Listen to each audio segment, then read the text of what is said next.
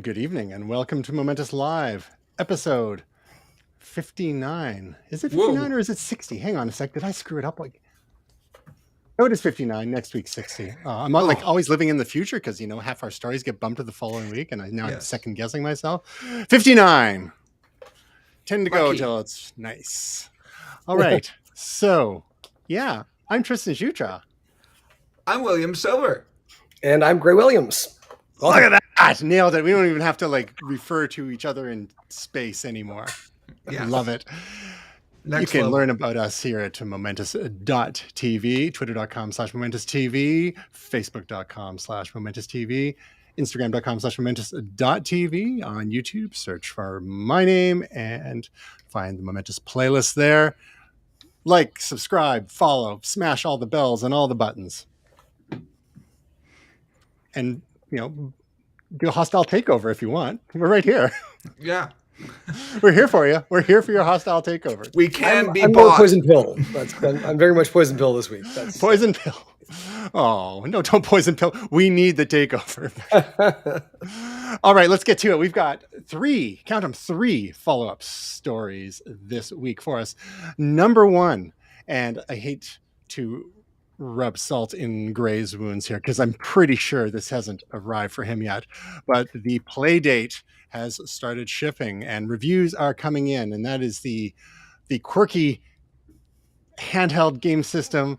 Looks like a tiny Game Boy with the crank and a little monochromatic LCD screen.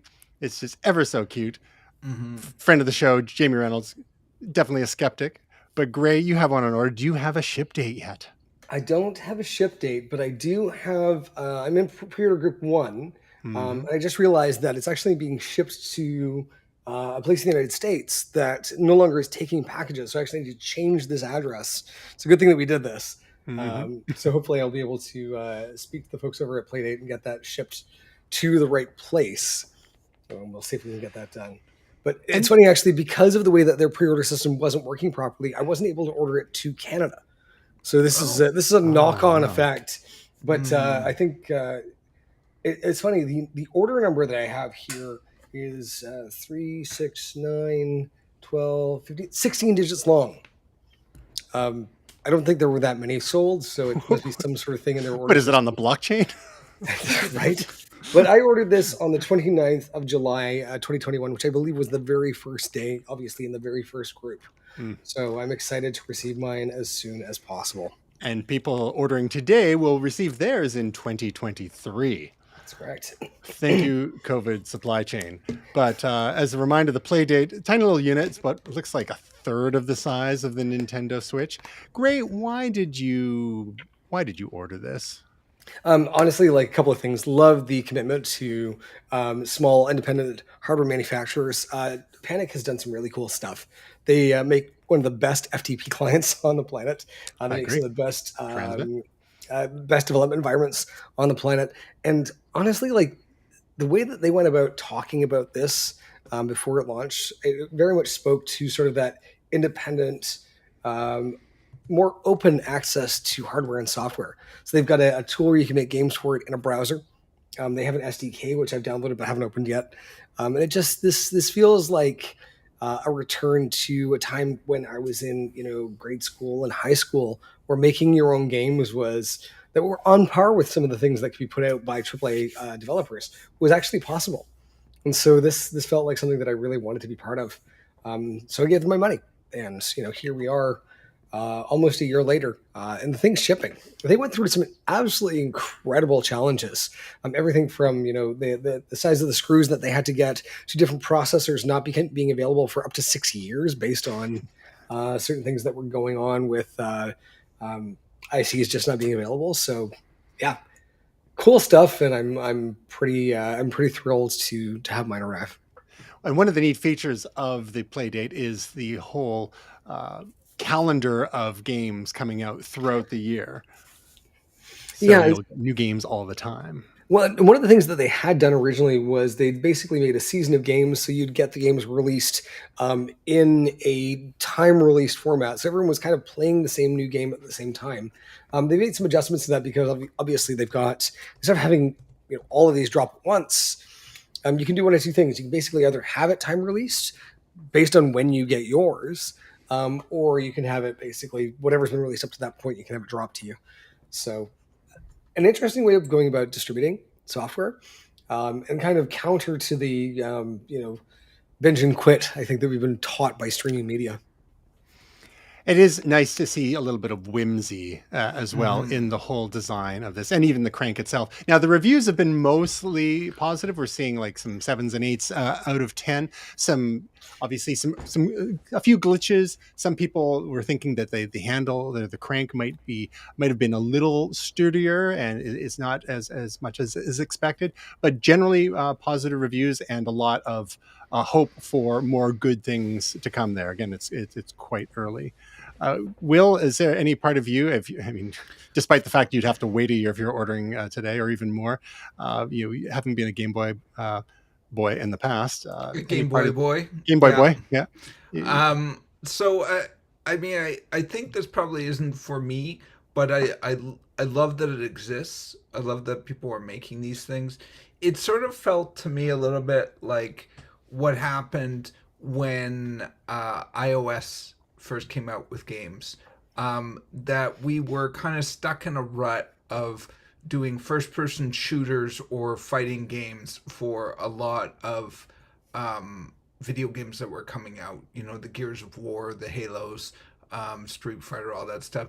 That people would run out of ideas, and that one thing I feel, I don't know what you guys think about this, that the iOS platform and the Wii as well, but really opened up more creativity, and I look forward to another platform with a quote unquote gimmick of a hand crank, and see what people can do with it and break out of that kind of thing. From iOS we got things like Plants vs Zombies, tower defense games, Candy Crush, all these Angry Birds, all these things that are big, and we wouldn't have had those if it wasn't for that touch screen interaction. Yeah, definitely. Having that new interaction design opens up all sorts of possibilities. I remember one of the first games I installed on my original iPhone, which was the US only version. It was before there was an app store. I had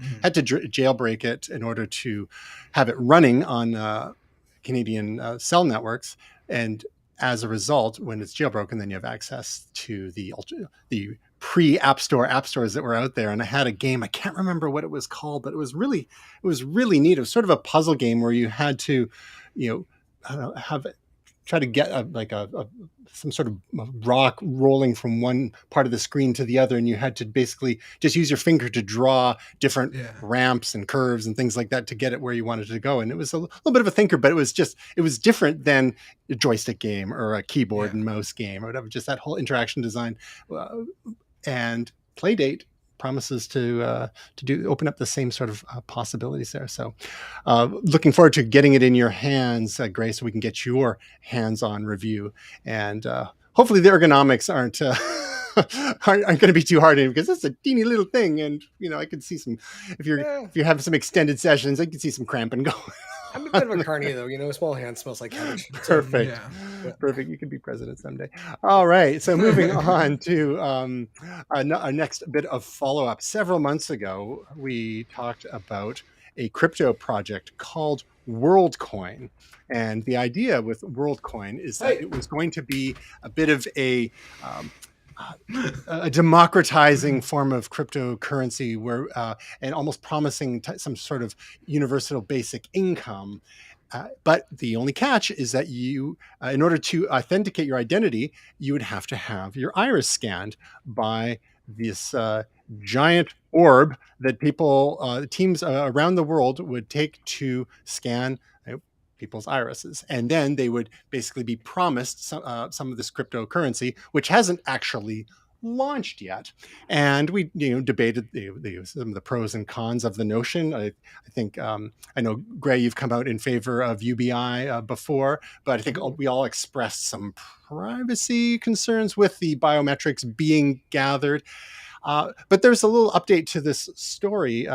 a couple of weeks ago that we hadn't had a chance to talk about yet, whereby some of the people who have been going around doing the scanning, some of them have been, they have quotas to fill. And, sometimes I think we're somewhere between like 500 to 700 eyeballs they need to scan per week. And as a result, people are, resorting to some maybe unsavory tactics, trying to, not trick people so much, but just get it, just like, no matter, just scan it. You're going to get free money. Just don't worry about it. And just, especially given that this is all around the world, it's not solely being focused in the West, nor is it solely being focused in developing countries, but it's all over. And some places where people are maybe not as technologically savvy, there is the chance for exploitation. Now, I listened to an interview recently with it was either the co-founder or CEO of Worldcoin, where he kind of explained, the Worldcoin CEO Alex Blania, where he explained the whole mechanism behind the obtaining of the biometric information and how it's hashed, and then it will be purged. And actually, that they're doing 2 rounds of this. That the first, I think 500,000 people or so are actually, they're just the trial run, and then they will get a second allotment of WorldCoin when it actually goes live. I'm not sure if they have to be rescanned at that point, because there's a lot of trial and error happening when this thing is out in the field. With that in mind, Gray, are you feeling better or worse about this whole project? I don't know that I can feel worse about it than I did when we first talked about it. Again, the idea of just scanning someone's irises for a possible cryptocurrency airdrop. I have to go back and check to see that episode, but like now I hear that, I'm like, yeah, would not. So the way that the CEO explained it is that the airdrop would be the first of many, and the idea is that people would receive payments over time. And I'm not exactly sure how all this would be funded. That was still a little mysterious to me. But if I can be super honest, this sounds like a Doctor Who Christmas special villain, straight up. I agree. I would worry that it's taking souls. Yeah. Nothing about this seems good. Yeah.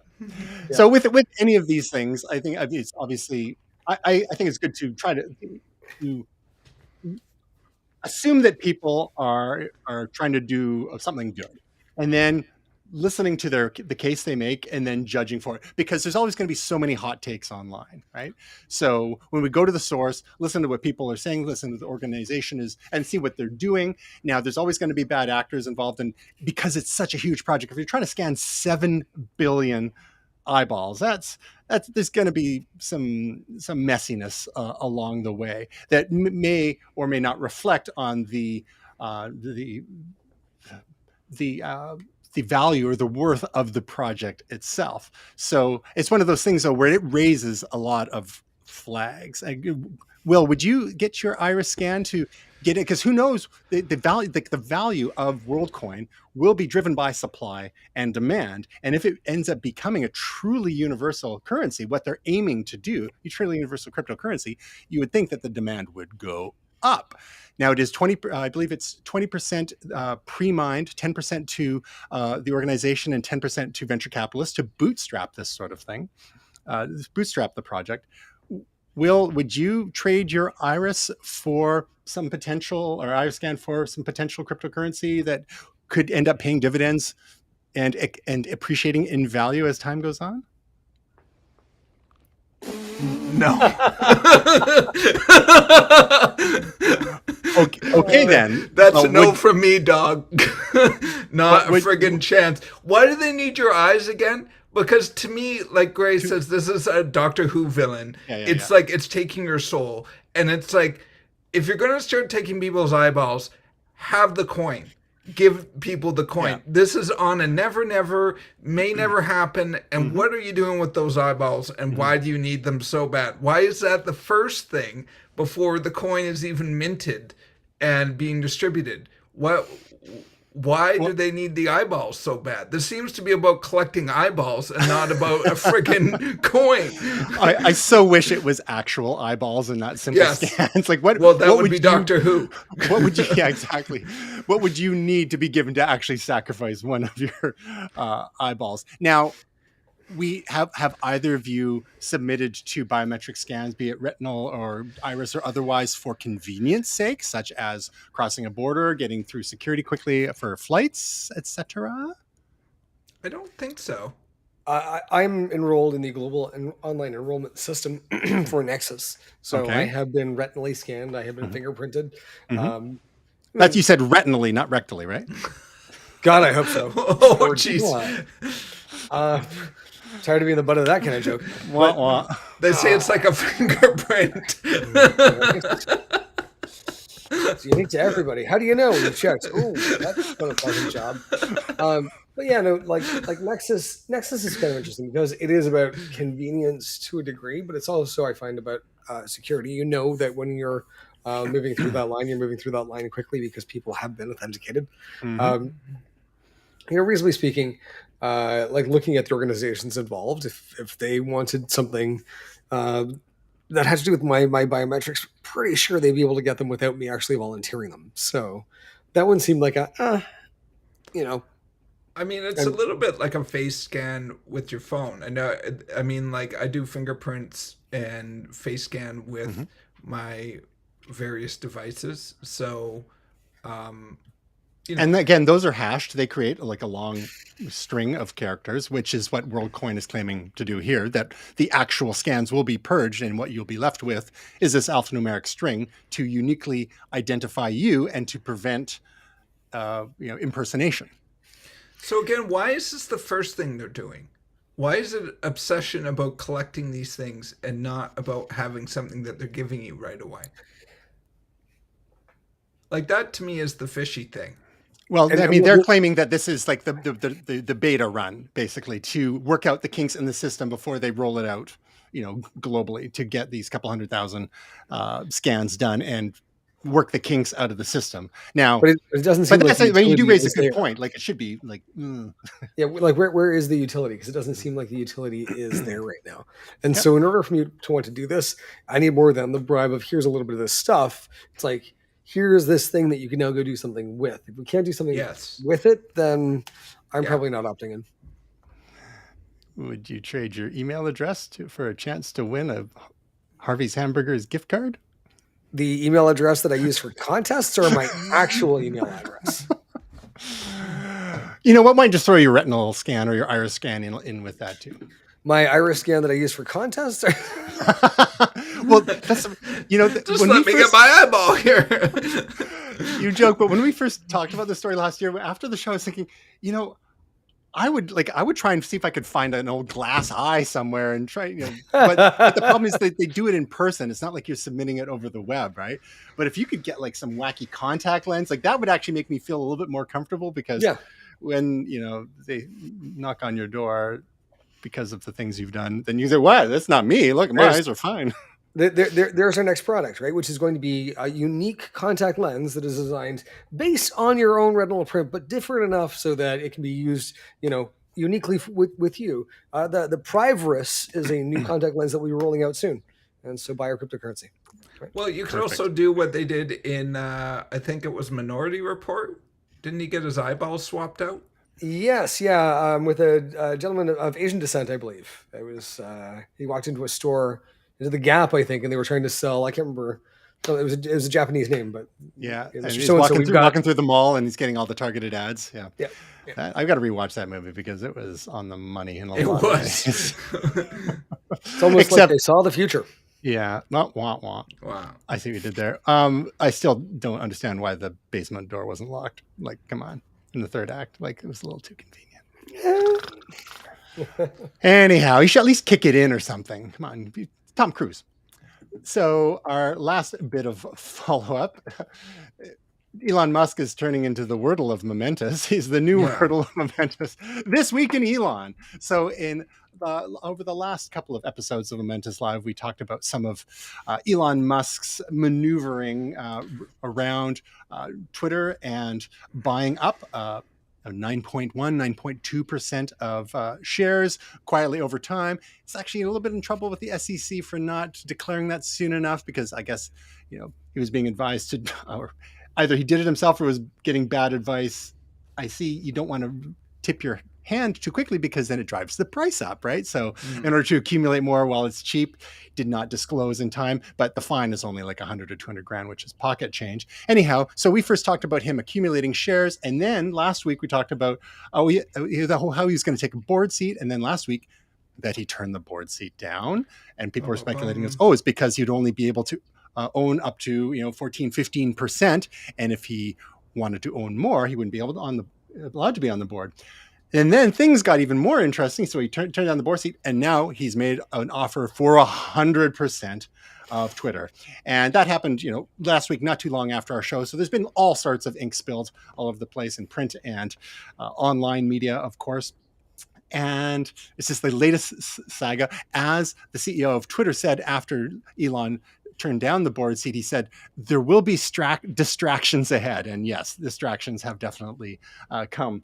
And Twitter has since instituted a bit of a poison pill strategy. And I'm not totally up on how a lot of these high finance kinds of things work, but basically it would give the opportunity for other investors to purchase stock at a highly discounted rate in order to dilute any hostile takeover, or the percentages owned by any hostile takeover hopefuls such as Elon Musk. So things are getting a little messy there, and he's gone. He wants to remake Twitter. When you listen, there's like some interviews that we're going to link to, like why he's doing what he's doing, like how he's a believer in Twitter, but he thinks it's fundamentally broken in some ways.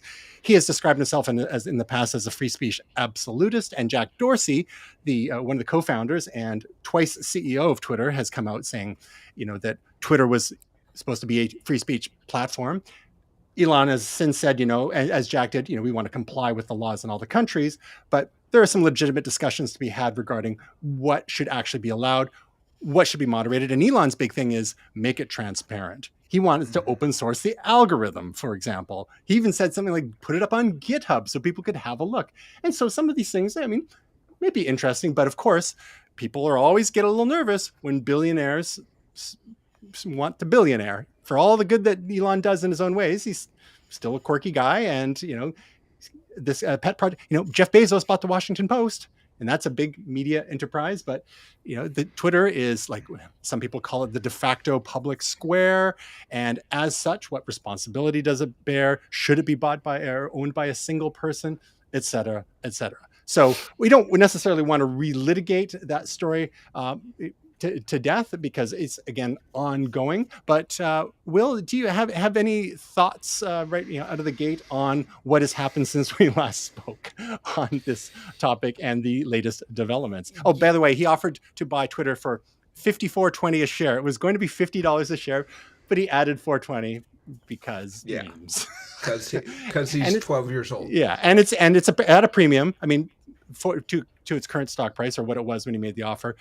It was higher last year. It was $70+ last year, but it's a premium compared to recent price. But so extra little detail there. So initial thoughts on this, Will? Well,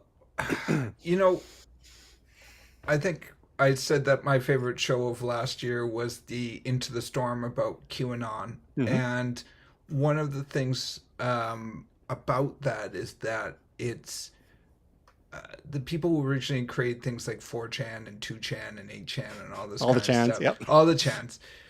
Part of it was about freedom of speech.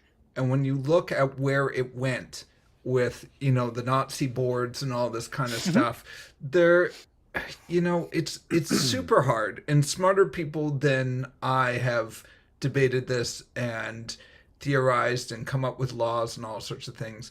But there's just got to be a certain limit to some freedom of speech when you hurt or promote violence and things of this nature. And so my problem always with this obsession with freedom of speech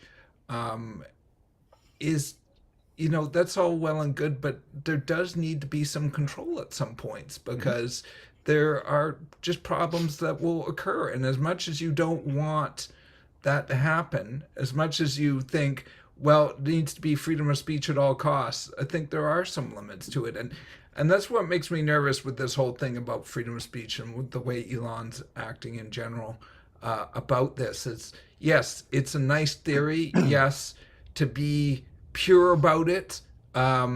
Maybe Twitter should be doing things differently, but they're also putting in controls. They're a private business, and they're also trying to be accountable at the same time, as much as they have or can be. I mean, they're far from perfect, but I think Twitter's become one of these things where I've heard some reports that major stars and major influencers are actually leaving Twitter because it's becoming such a cesspool. So I'm not sure this is going to help that, or it's just going to degrade into one of the chans, the Twitter chan, if he really wants to follow through with that. But I think this is all bluff. I think this is all a show. But I don't know. What do you guys think? Well, he definitely wouldn't be doing it to make money, because Twitter's never actually really made money. The advertising model just doesn't seem to work very well in that sort of medium. But so he is. I mean, seems to be doing it out of principle. But like you said, some people feel that it's just a big bluff, and he wouldn't even go through with it anyway. Some sort of publicity stunt, maybe. Now, the other complicating factor too is that Jack Dorsey, co-founder and like I said, two-time CEO of Twitter, in some ways is aligned with Elon in some of the notions. For example, their opinions regarding Twitter's board, which actually has very little skin in the game. You add up all the Twitter board members, and they combined own less than 1% of Twitter stock. Dorsey himself still owns 2.2%. So Jack and Elon do not agree on everything by any stretch, but they have some alignment. It would be interesting to see if there would be some sort of uneasy alliance there. Jack Dorsey always battled the board. He got ousted from Twitter once, and then quit the second time, probably after some activist shareholders got involved, and his attention was split between Square, now Block, and Twitter, and that seemed to be a problem. I guess he doesn't have the same capacity as maybe Elon does, who's currently in charge of like 4 or 5 companies. Maybe he's got better deputies, so who knows? The neurodivergent have skills that I can even understand. Greg, given Jack's perspective and what we've talked about so far, what are your thoughts on these latest developments in the Twitter saga? The best thing that happened to Twitter in the last year or so was Trump obviously getting the boot. The second best thing was Jack taking off. He's an anchor. He was holding Twitter back, and just basically wasn't letting them do the things that they needed to do to become the platform that they're going to become in the future.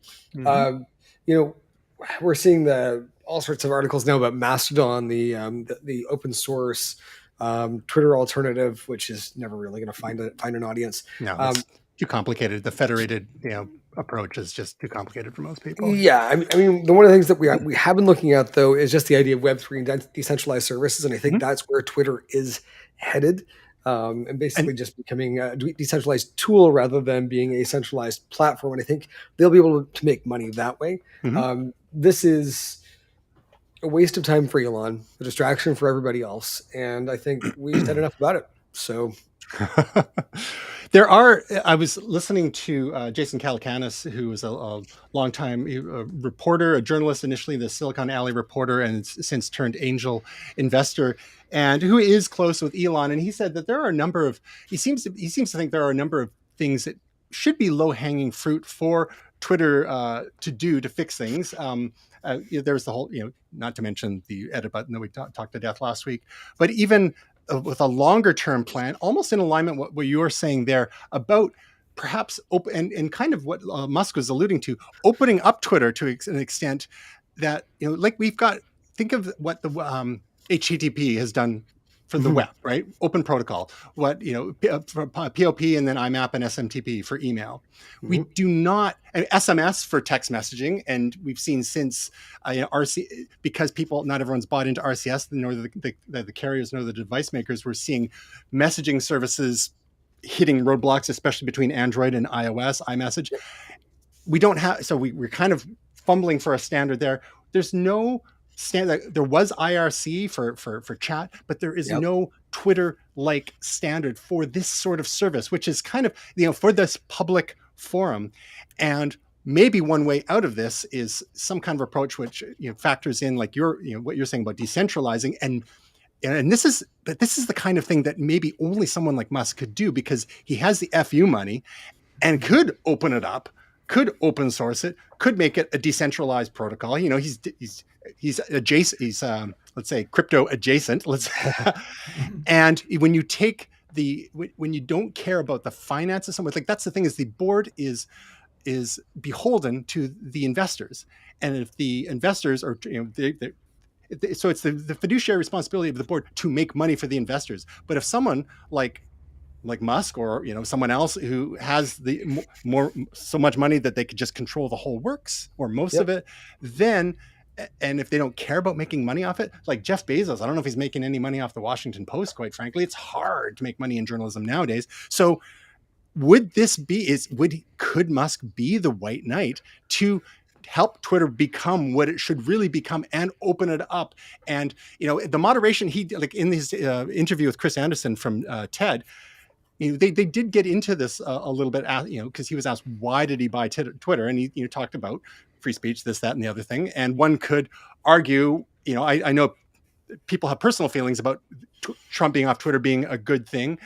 Again, but it's the consistency. What are the policies? Why is Ayatollah Khamenei still on Twitter, for example, when he's said some things in the past that could be considered inciting violence, et cetera? So there's a number of other examples. And so part of it is the transparency aspect, whether it is manual, banning, suspension, or even throttling or elevation of tweets and accounts. It's a black box. And that's what frustrates so many people, including Elon. So if he's got the money to make it happen, I don't know if it's going to happen now. Gray, do you think there's a chance that he could fix it, or have some smart people to fix it when you take when you change the financial aspect, make it like a Wikipedia? I take a look at some, guys like Agrawal, the CEO of Twitter right now, who's I believe currently still on paternity leave, but just the feel that I got from him and a few others when Jack left was, we're going to step away from the ideological aspect of this and get back into the technological aspect of it. And I think that's exactly where they're going to go. Could Elon do it? Absolutely. Is he needed to? I don't think so. Could he be the motivation for it happening more quickly? Yes. I think a lot of the stuff is already underway. And I think the challenge is Elon proclaims to be an advocate of free speech, but anytime somebody says something about him that he doesn't like, he's adamant about trying to choke it. And so could he? Quite possibly. Do I want him anywhere near it? No, because he's proven that he is not mature enough to handle it. So if not him, who? If you had to choose a billion, okay, let's play a quick little game here. If you had to choose a billionaire to take over controlling interest in Twitter, who do you trust most? There's another billionaire we'll be talking about soon. To be honest, I don't want a billionaire to take it over. I would gladly, go about if Twitter decided to go through and create their own crypto and have people invest in it that way, and perhaps have become a DAO, like have an anti-whale autonomous feature, organization. So you don't have one individual who's able to control it. Yeah, I'd be into that. Okay. But I don't want another billionaire controlling another method of communication. In fact, I would go as far as to say I work hard to make sure that we take those who are in charge of telecommunications platforms right now and have their ability to do so removed. Gotcha.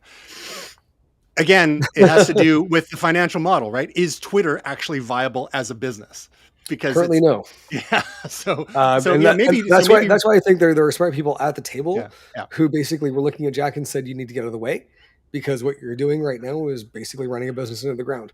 So get out and let us actually do the work." Which is interesting, given that Jack was the most crypto-friendly person in that organization. Yeah, but Right? also like basically Yeah. looking at it, a Bitcoin maximalist Yeah. who really didn't understand smart contracts. Yeah. So it's yeah. I think with a lot of these folks, they basically can't see past their own bias. So Mhm. therefore, billionaire megalomania. Mhm. It's a So, match made in heaven. so the question is, could Twitter's current CEO, who we've discussed in the past, is an engineer, Yes. do they have the interest and the expertise in decentralized organizations to be able to do that? And you mentioned, they're not they're stepping back from the ideological thing. Can you run a business without, like, what are Twitter's values as well? And I think maybe there's some navel gazing that has to happen in that organization once they move past this chapter. But if the Elon thing doesn't happen, there's got to be some sort of reckoning, because we'll see how long a leash he gets. Yeah. Their current CEO from the board. Is he going to get a year? Are you going to get 2 years to turn around? Because they have literally never made money, and it's like we're going on 14, 15 years now. Will, how about you? Do you have a favorite Billy Boy to take over, or how about what about Mackenzie Scott, Jeff Bezos' ex-wife? She's throwing around a lot of money nowadays. Philanthropy. Yeah, I'm kind of with Gray that I'd probably rather it be a little bit more open source. I mean, things like the W3C, which is taking a little bit of a step back from web protocols, but I like the idea of these sort of non-government organizations steering things. WordPress has, a non-owner board that controls things. So I think when you have these big platforms, this is one of the things that the web went through, is that they, things like PDF, but especially like Flash, and Flash had other problems, but there shouldn't be an owner of these things because they are so sort of big. They need to be decentralized. Yeah, what would I the web think look there's like if HTTP or the W3C was controlled by a corporation as opposed to yeah. a consortium? Yeah. And this is the weird world that we enter when we have Zuckerberg owning Facebook and being able to do things with data, when we have Twitter, when we have some of these big sort of core foundational things of Web 2.0, or however you want to define different eras of the web, when you have people owning things. Now, having said that, I mean, Mackenzie, if I was forced with a gun to my head to pick a billionaire, she'd be on the list. Or Lorraine Powell Jobs, another. I would say Bill Gates is another one that he's had his issues recently, but yeah. All right, well, stay tuned for next week. We'll see if there's more this week in Elon. All right, speaking of giant platforms controlled by. Actually, no, we're not moving up. We're a small platform, and then we'll get to a big platform very, very soon, very quickly. I was thinking, as you're saying, Will, there, we have non-governmental organization can take control of from Twitter. Like, how about NATO? They're in the news a lot nowadays. No. So speaking of NATO, Fortnite. Quasi. Well, there's a connection because it's Ukraine. Come on. Yeah. Epic Games, Fortnite players raised $144 million for Ukraine relief a couple of weeks ago. And it was a 2-week long campaign. And Fortnite, as we've discussed in the past, is kind of its own sort of metaverse. It's an open world game, all sorts of campaigns, lots of people there. They can customize their outfits. They can buy emotes. There's a whole in-game economy there. They bumped up against Apple with that, rails in and out of that in-game economy for money. They brought back Emperor Palpatine in the game before they brought back in the movie. Shut up, really? Yeah, no, that was the thing. There was a Fortnite event where there's a broadcast from Palpatine from Exegol, and that was how we were supposed to know that Palpatine was back before Rise of the Skywalker. Look at that. Spoiler alert. There's a universe where that didn't happen, and I'm much happier there. Yes, me too. So these fundraising efforts on the first day rose $36 million on its very first day, $144 million total, and the funds are being put toward direct relief, the UN High Commissioner for Refugees, the UN Children's Fund, and World Food program. It's nice when people can take a break from gaming and use their collective might to raise some money for a good cause. It's kind of interesting. Bungie had a fundraiser for Ukraine as well as part of their annual Bungie Gives, and they've actually got a in-game emblem that I'm using right now on my character that is for Ukraine as well. One of the interesting things, though, if you live in Russia, you still have access to the game, but you can no longer buy in-game currency to buy, accessories and things like that, and you can't buy any expansions currently. And I feel for the folks in Russia who play the game, who obviously have nothing to do with the government, but this is really just another way of putting pressure on them to say maybe it's time that there was a bit of a change up top. Get the Fortnite players to storm the Duma. Well, it's funny because Putin very clearly had a plan for a very long time of don't piss off the nerds. And it seems like in this last spate of actions, he's pissed off a lot of the nerds. Well, if you've got a young nerd in your life, you might be interested to know that Fortnite and Lego are teaming up and making a metaverse for kids. So do we trust it? Kids enjoy playing in digital and physical worlds and move seamlessly between the two. So, Gray, being our official metaverse correspondent, do you think this is a good idea Fortnite is popular with kids of all ages, let's say, and Lego as well, but how young should children be getting into the metaverse type environments, despite the fact they're already doing so with Roblox and Minecraft and whatnot in a certain sense, but should kids be going deeper into the metaverse with Fortnite and the like and Lego?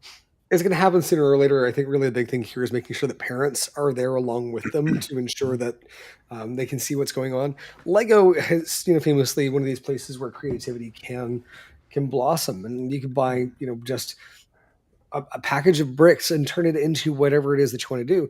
Fortnite actually has a very similar ethos. Like, here is a digital construction set and go build it. The game originally debuted as a zombie wave shooter. And the idea was that you built your base and the zombies would come and you would defend against that. And it turned into a battle royale game in the style of PlayerUnknown Battlegrounds, where basically you were dropped in 100 people and you had to be the last one standing. And they retrofit that into that original game. But it started off as a survival building game, which is kind of neat. So these two really do have a history together. The best thing here for parents is that if you get your kids into the Lego metaverse, you're never going to step on a Lego block. That's probably the biggest win here. Thank the Lord for small mercies. Will, right? You've got some nieces and nephews in there in your life. Do you think this team up is maybe 10 years too late, given that Minecraft is a thing and Roblox too? Yeah, I think this is kind of cool. A lot of my nephews are into the Fortnite. I think it's also a little interesting given that we're having, I think it's Traveler's Tales, which it's currently has the license for Lego games. I think that license is coming up. There's also been some issues at that development studio. So there's some questions about the future of the Lego games. So a lot of people have been speculating about some moves that Lego might do in the video game space. So this is an interesting one. I'm not sure it's going to lend itself to anything bigger than this partnership. As Gray said, there's been many partnerships that they've had over the years with various properties, including things like Star Wars, but G.I. Joe, all sorts of other sort of fiction has appeared in Fortnite. Yeah.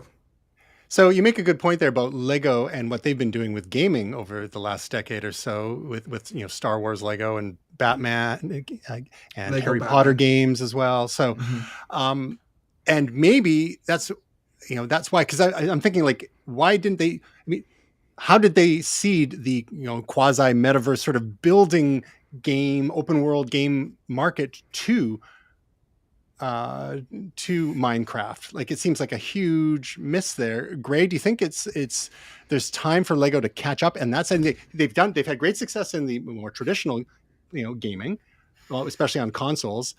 this kind of metaverse play with Epic? Do you think it's too little, too late, or do you think Lego is going to be able to, No, I catch think up? there's space in the market. Roblox has really already established itself as like the evil one, which when Microsoft is in play and you're the evil one, Wow. nicely done. It's sort of you're at a table with a trio of sort of distasteful companions: Microsoft, Epic, and the Roblox corporation here. I'm not happy doing business with any of them. Assuming that they can kind of get Tim Sweeney under control, Epic is probably the company I'd like to play with the most. Up until the time that they decided that they were going to go rogue and start and create their own store and payment method, and basically say to Apple and Google, screw you for creating the platforms and the tools to get these things out to people. We don't care about all the work that you're putting in. We just want to get paid. That to me, it ticked me off then, and it ticks me off now. A negotiation would have been good, but it seems like Tim Sweeney doesn't know how to negotiate. He sort of negotiates like Bruce Willis in The Fifth Element. Walks in and tries to shoot all the Mangalores in the head, and you're like, where did he learn to negotiate? Except at this point, Tim Sweeney walked into the room and there were bullets in the gun. So, it really, as far as the analogy goes, yeah.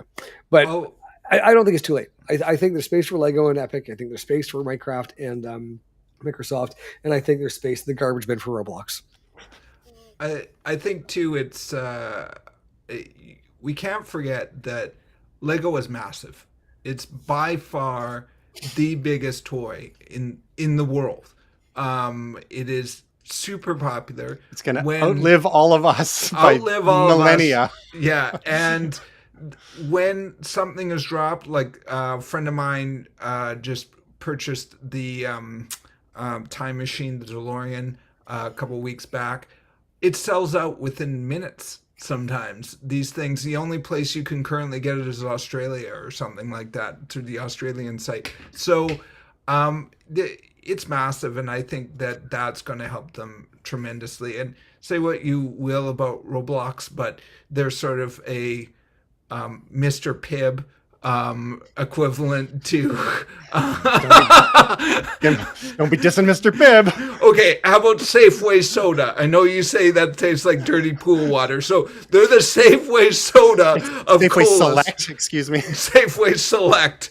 The Safeway Select Cola is the equivalent to Roblox, and Lego is Coke or Pepsi. Safeway Select makes President's Choice seem like Shasta.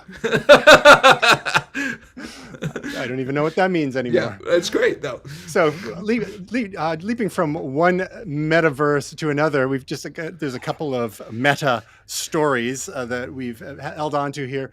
One was that Meta's reportedly working on new features for an in metaverse currency, which is being dubbed by some as Zuckbucks because it rhymes. So, whereby people would receive social tokens for engaging in pro-social behavior on the platform, for being creative and doing fun things, et cetera, et cetera. We've seen other sorts of social currencies on platforms like Steam, and they have their Steam It currency for people. People can get rewards for posting. We've seen things like Reddit Gold, and Gray, I'll throw to you in a sec for your thoughts and how it might compare to something like that. So, of course, again, people get, part of it is the framing. Now that Zuckbucks is out there, people are like, oh, well, yeah, that's the thing, right? It's like, how do you come back from that? But what you do is you stage Mark's death, right? And you pretend that he's gone. Put another skin on the android, and then he can come back as something else. He'll always be with us in the metaverse. Oh God, he's like walking leg. Cancer for any idea. Like anything that man touches, just people immediately go, I hate you so much. Like some people hated Steve Jobs, but I think they hated Steve Jobs, but they still respected the fact that he had a lot going on. I don't know anyone who looks at Mark Zuckerberg and is like, yes, well, he is a Bond villain, but he's a good Bond villain. We're like, no, he's like one of those. He's like if George Lazenby had like 2 more movies and stayed too long, and that was the villain that we got. This is Mark Zuckerberg. He It's made like the Bill made Gates for look TV personable. movie. Yeah, he's just So Well, it's dead in the water. So here's one way that Facebook is making Apple look good. And there's a recent announcement that with a combination of 2 different types of fees, that Meta is planning to take 47.5% cut of any virtual asset sales in its metaverse. I believe it's known as Horizon Worlds. So, which is rich, given that Zuckerberg criticized Apple so roundly for it's between 15 and 30% cut of App Store sales and subscriptions. Now, given that some NFT marketplaces like OpenSea have commissions as low as 2.5%. Now, of course, there's been some other takes on this saying, well, you know what? Roblox charges 72%. So maybe this isn't so bad after all. Gray, what is your take on the social token itself? And you think it's going to meet a quick death, but that combined, because we talked about Epic Games and their headbutting with Apple regarding the App Store, quote unquote monopoly and getting funds in and out of these sort of ecosystems. How do you feel about the 47.5% that Meta's looking at versus Apple's and Google's 15 to 30? Versus Roblox 72, and they're kind of like that tracks for what you were saying a few minutes ago about Roblox. Yeah, here's the funny thing is like taking a look at Horizon Worlds. People find it to be an interesting place to be, but I don't think a lot of folks that I've run into, and I spent a fair amount of time in there, nobody's buying stuff in Horizon Worlds. Like we're basically just kind of chilling out in Horizon Worlds as other metaverse spaces are being developed. It's almost like, again, because it's by Facebook, it feels like the demo. Right. And we'll go play elsewhere, but I'm not buying anything from you here. And it's even gotten to the point now where, and it's fascinating because, Meta has this all-in-one headset that is the Oculus. But you can also use either Wi-Fi or Cable Connect to stream from your PC. Mm-hmm. And they're also looking at, we think, releasing a Wi-Fi dongle for the unit so that you can actually have it directly connected to your PC. So you have that nice fast Wi-Fi 6, which means that you could buy games from Steam or anywhere else. And the more I hear people talk about it, the more I hear that people don't want to buy their software from Meta. They're happy to buy the headset at a loss to Meta, but they don't want to buy software from them, even if it is convenient. And it's this is running across like a number of different communities. So I look at this and I'm like, you probably need to charge that because you're not going to make it up on volume. So is there a way in Horizon Worlds to easily craft your own objects like in like Linden Labs let you do for Second Life, and friend of the show Jamie has talked about that before. All the things that he crafted easily no, and that's a shame because, like you said, there's people aren't buying a lot of stuff, but people might be buying more stuff if there were more creators and artisans making stuff in there, and you had this more of organic in-game economy as opposed to a top-down one. Yep. Okay. Yeah. I love being right. Will, what do you think? Good call. Will, are you? Does the promise of Zuckbucks for pro-social behaviors in Meta's Horizon Worlds enough to lure you into getting a Meta Quest 2 or whatever is going to follow, like Gray has, and hanging out in the Metaverse? That's a no from me, Doug. What if they had a special Vestax vintage mixer room that you could go and hang out in? Wow, there you go. Now you're just you're twisting my arm. Okay. All right. So from one billionaire to another and from one metaverse to another, let's go to another favorite whipping boy, Netflix. Netflix just had their quarterly earnings call recently, and they lost subscribers for the first time in over a decade. 200,000 subscribers they lost. So some people, I actually got an angry text from my father today saying that they lost him. He was mentioning this statistic, and their stock price tanked after this call. And to him, he said, It's because they keep cranking the price. They've cranked the price, he said, 3 times in 5 years. And that he canceled his subscription. Maybe it's $14.99 a month, but if you've already got Prime Video, if you've got Apple TV Plus, some of us also have Disney Plus and Crave and others. Netflix is really having to fight for its relevance. There's one of its favorite series is returning soon, which we'll talk about in just a minute or two. But Gray, what is this the beginning of the end for Netflix, or do you think they're going to recover from this? I think they can recover from it. It really comes down to content, right? And there was a time there where they had some really incredible stuff going on. Like I think too when Daredevil first dropped on Netflix, and it was like this incredible content generation factory that felt like they were putting out good stuff, and then it started to feel like it slid. I don't know if you've seen the Guardians of Justice.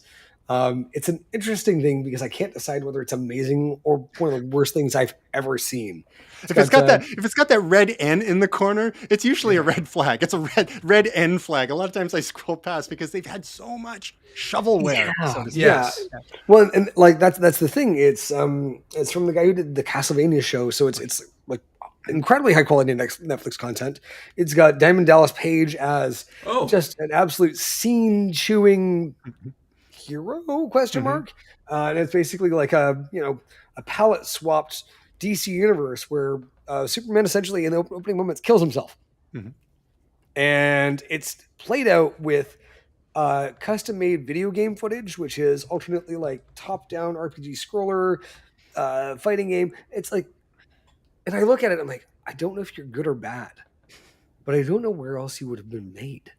And that's kind of the thing. We call it shovelware, but we're like, some of it is paint by numbers. Some of it is very much like, let's just grab this and this and this. We know people love that. And some of it's, you're an auteur and you will not get funding anywhere else here. And so I think there's going to be, the bleeding will continue.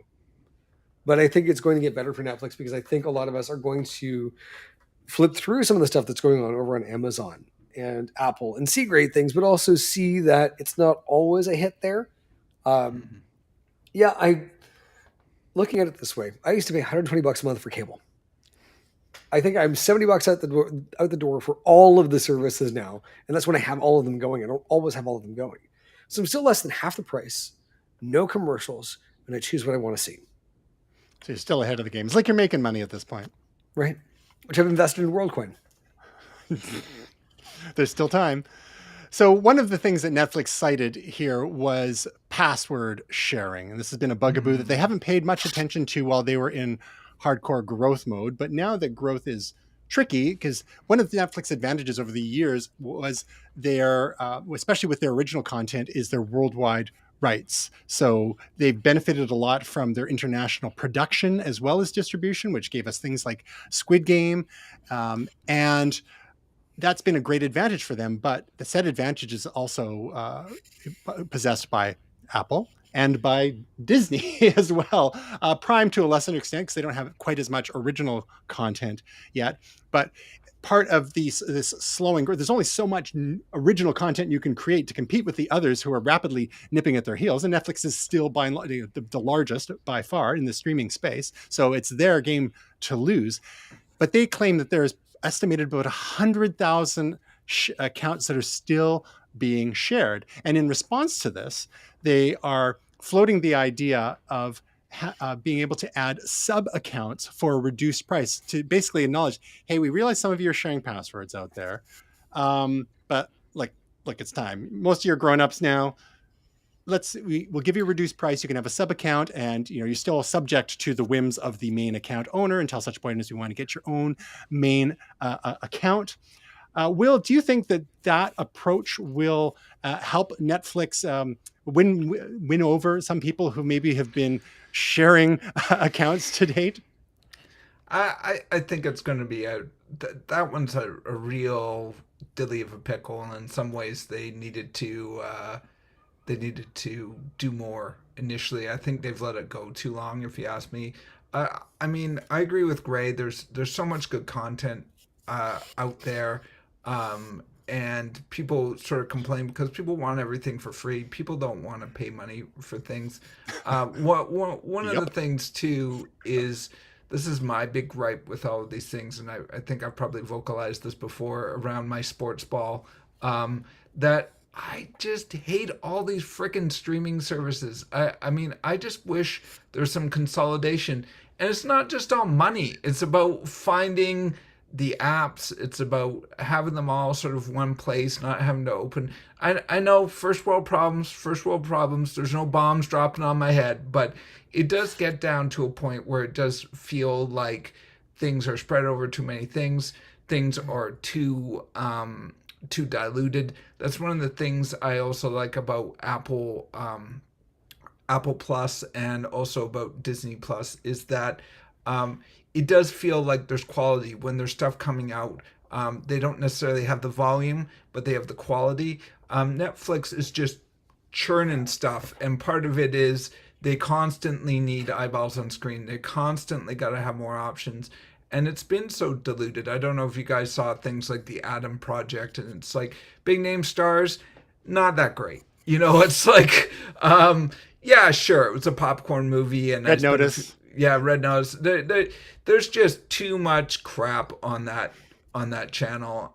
So that's just me. They go for volume over quality, and I guess the shotgun approach works for some people, but there's still good things on there. Obviously, I keep on thinking about getting rid of it. We keep on thinking about getting rid of it, but with the thing we're about to talk about and a couple other things, it always stops me. Well, it's coming. No one leaves the firm.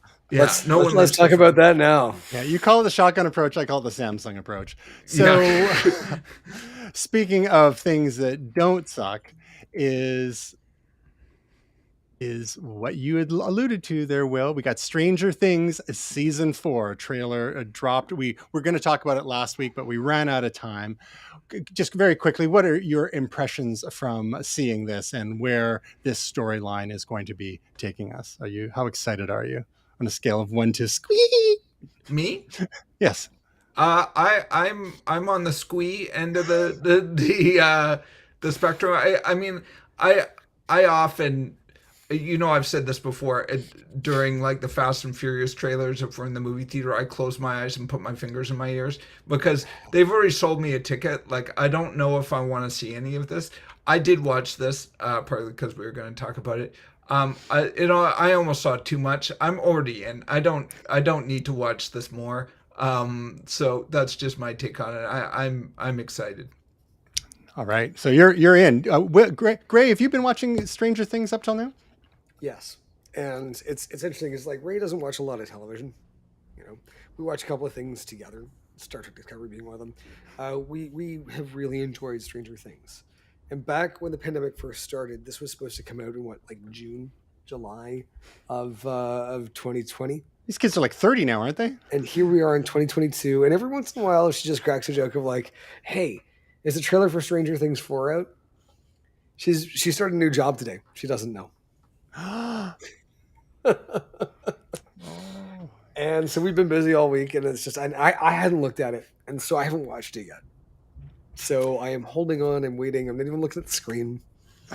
And when she gets home later this evening, we're gonna watch the trailer together. Nice. And I'm stoked. Well, I'll take it off the screen now to not torture you any further. But it's coming out this summer. Well, maybe we'll watch it during the next Heat Dome. Yes, right. All right. One other quick trailer that excites the nerds in all of us. Thor, Love and Thunder, which I didn't catch a date on it, but this is directed also by, I believe, by Taika Waititi, who directed Thor Ragnarok as well. Yep. Gray, thoughts on this, what we see from Thor and who the new Thor is? Worst kept secret ever. Yeah. Oh God, it's gonna be so good. It's gonna be so good. Like, just looking at all of the storylines they're bringing in together here: Gore the God Butcher, the Mighty Thor or Lady Thor, Korg. Thor loses weight. Yes, yeah, it's in shape again. Oh man, just everything about it looks so so good, and it's just radiating 80s, which that Guardians of Justice kind of does as well. I don't know. I'm beside myself. I want to buy myself one of those old panel vans and get an airbrush kit and just go to town. So Yes.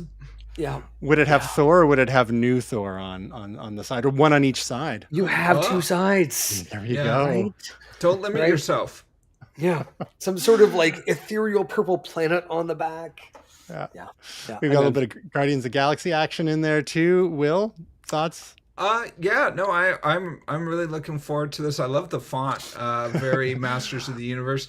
I Yeah. feel that maybe we'll be seeing that font in a Beats collection coming soon, perhaps. Absolutely. I'm all about the fonts in my but no, and like Gray mentioned, the God Butcher, it's a character from the comic books, and I'm super thrilled. That was a great run of Thor, I think shortly before Lady Thor in the books. But yeah, I'm super stoked for this. And Taika Waititi, he's just everything he touches is gold for the most part. So I'm psyched, and like I said, you sold me a ticket. Stop showing me stuff. All right, well, let's transfer that excitement from Thor: Love and Thunder to your pick of the week. Will, what is Splice? Yeah, so Splice.com. I started using this. I am not sponsored by Splice. I'm not sponsored by anything. Yet. Yeah.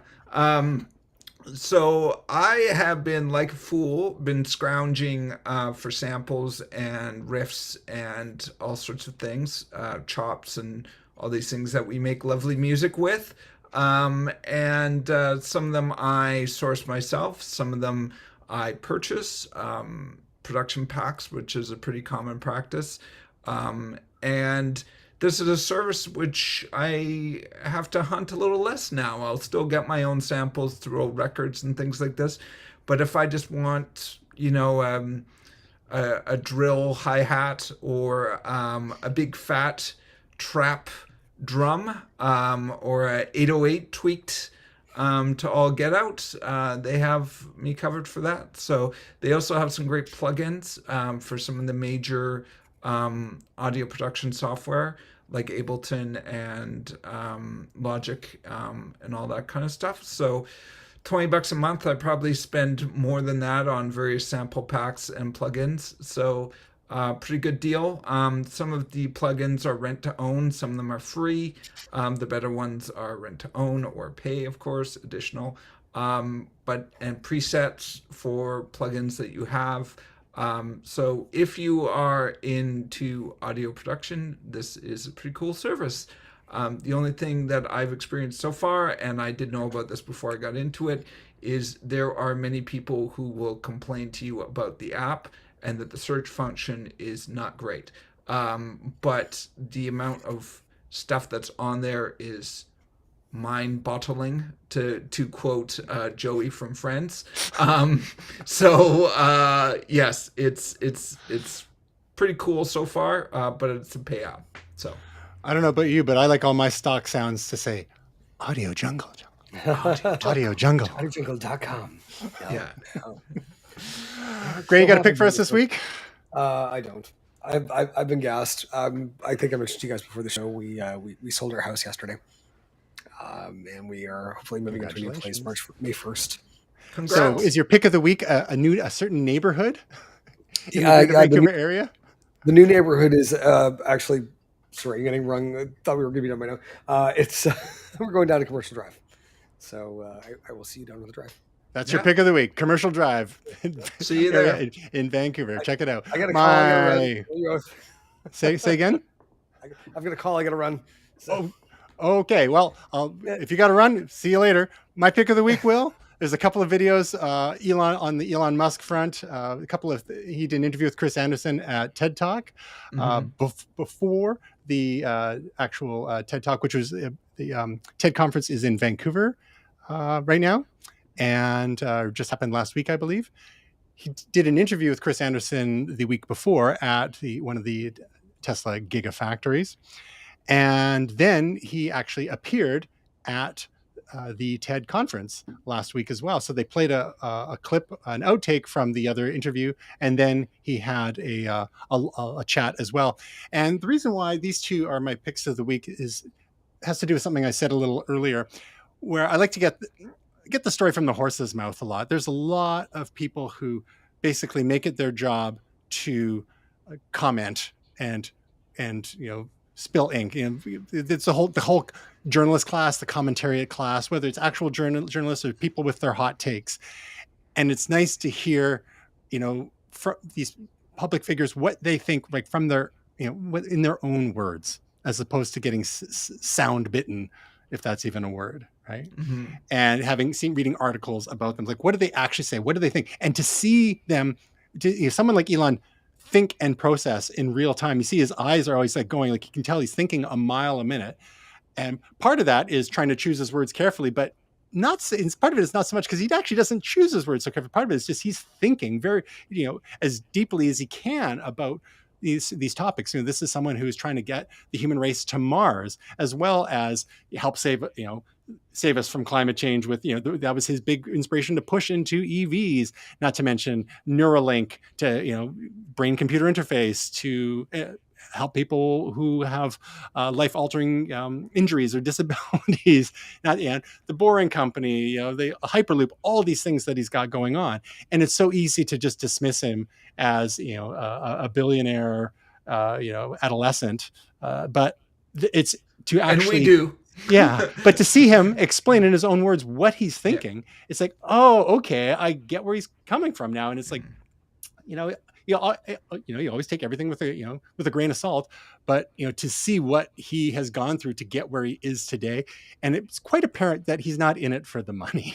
Like, he's got more money than he ever needs now, but he works way harder than he needs to, because he's got a big vision, and he sometimes overpromises, especially on timelines, but often will get us there sooner or later. So whether that's, Tesla sales numbers or brain computer interfaces or getting the human race to Mars, like, if there's anyone who's got the willpower to make it happen and the ability to marshal resources to make it happen, I wouldn't be surprised if it was Elon Musk. And I'm afraid that Teja's not here to comment on it too, but I highly recommend these two. You can even listen to them on up to 1.5 speed, which makes it a little easier because he sometimes is a little slow to get his thoughts out.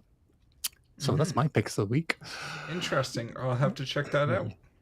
And lastly, we have our latest video from our compatriot, Teja Custodi, latest YouTube video on how to send bulk emails in Gmail. So you can learn, rather than adding everyone to the CC field or the BCC field in Gmail, if you need to send bulk emails, there's a way to do it, and she'll show you how in her latest YouTube video, which you can find at youtube.com/Teja Custodi, and you can find all her work at tejacustodi.com. And you can learn more about Momentous at momentous.tv, twitter.com/momentous.tv, facebook.com/momentous.tv, instagram.com/momentous.tv on YouTube. Search my name and find the Momentous playlist there. Like, subscribe, follow, hit the bells, hit the buttons, punch a kitten, kick a puppy. No, don't do those last two things. Just find some way to subscribe. Right, Will? Yes. And subscribe. Yes.